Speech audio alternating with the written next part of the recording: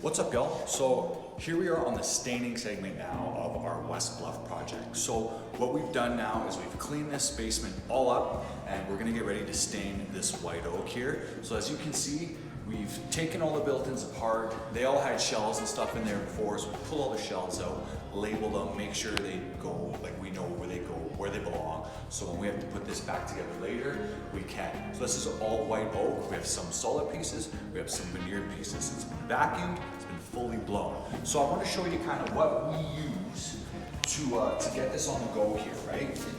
So essentially, of course, what we always do is we make sure we get our sample done. So this is the sample. We do a couple different tones for the client. She didn't really completely produce a sample. She just said like, hey, this is kind of what I like. So we do a couple different shades. She's decided to go with this dark one. So essentially, guys, once we get that approved, then this is kind of what we use to apply it. We have, you know, these staining pads, brushes, our stain, an extra can. I like these nitrile gloves. Some guys, this is really subjective in my opinion. I like these gloves. Some guys like the Gorilla gloves. Yeah, Matt loves the Gorilla gloves. They're really good. They fit really tight on my hand. So I kind of like these ones. These aren't as durable as the Gorilla ones. Remember guys, you want to get stuff for solvent-based products sometimes. This is AccuStain, so with thinners and that, if you get the cheap gloves, they don't hold up very well. These ones are pretty decent. But, and then of course a huge bag of rags. Matt, pan over, you can see just a big bundle of rags, right? So essentially guys, what we do is we're kind of going to, you know, we take this in a can, we apply it all on, wipe it all off. The sandpaper is for any imperfections we see on there. You know, you might see glue, you might see wood filler. When you stain it, sometimes that stuff pops out. It all needs to be sanded out and spray stain ready, so we can put it to this. So essentially with the spray stain, that's all we're really doing is we're just toning it in with the white Binks stain. We just add a little bit of thinner to it, and then we shade it in with a pressure pot. So stay tuned guys, as we're gonna start getting ready to apply all this, and we'll take some videos and we'll show you how it's done, and then we'll go from there. Thanks y'all.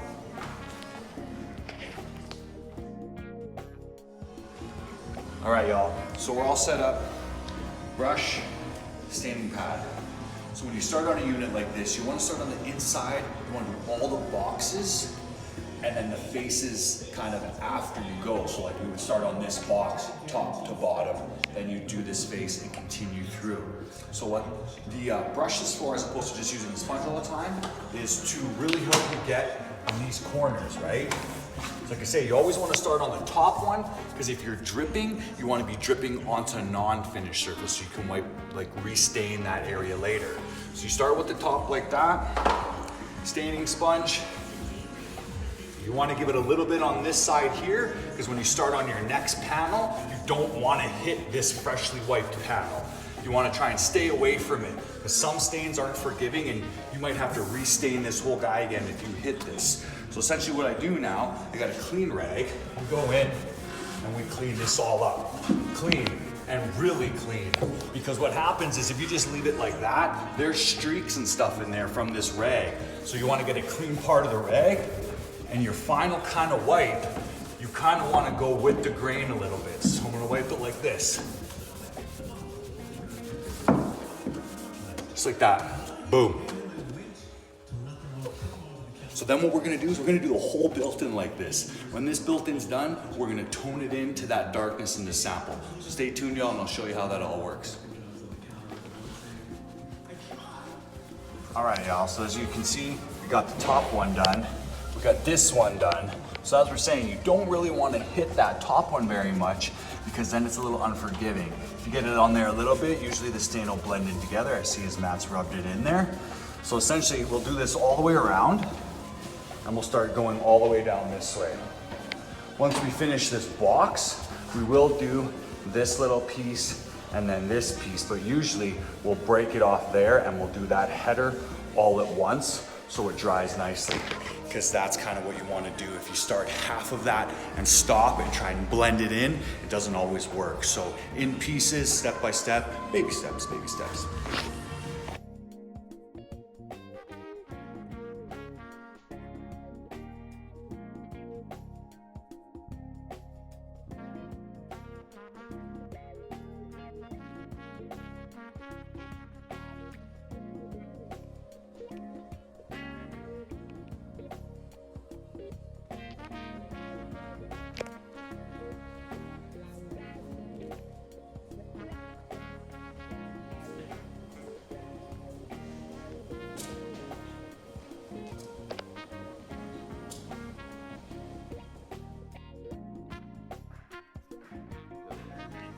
What's up, y'all? So, a couple things to address when you're starting on a built-in like this for staining, okay? So, getting a lot of questions about, glue, techniques, differences between, say, just spray staining this and wiping it clean, solely spray staining and letting it dry, why we apply it and then wipe it off clean, and things like that. So, the reason we do the application with a sponge and a brush and wipe it clean is, for one, it's neater. For little boxes like this, I guess we could spray stain them all in and wipe them clean. In my opinion, that wastes a little bit more material. A sponge with a dip, I could probably do 2 of these boxes with one dip, like it just goes a little farther. It's cleaner. And then, for example, if say we stain this built-in and that's the color that they want, well, then I don't need all my other gear. I don't need my pressure pump, my compressor to do the rest of the staining. So that's why the brush and the sponge and the wipe off, it's just a little bit cleaner. It's kind of 6 one, half dozen of the other. But before we get to that, we would look this built-in over. We would go and we would look for glue, all the areas where glue would be, but usually, folks, paint ready. On a built-in like this, the finishers are very gracious. They sand this to paint ready for us. We go and look it over, maybe if we see some pencil or a couple glue or filler spots, we sand it all with some sandpaper, get it ready, get it dust free, and then we just apply it like that. So stay tuned to the rest of the video and you can see how that's done.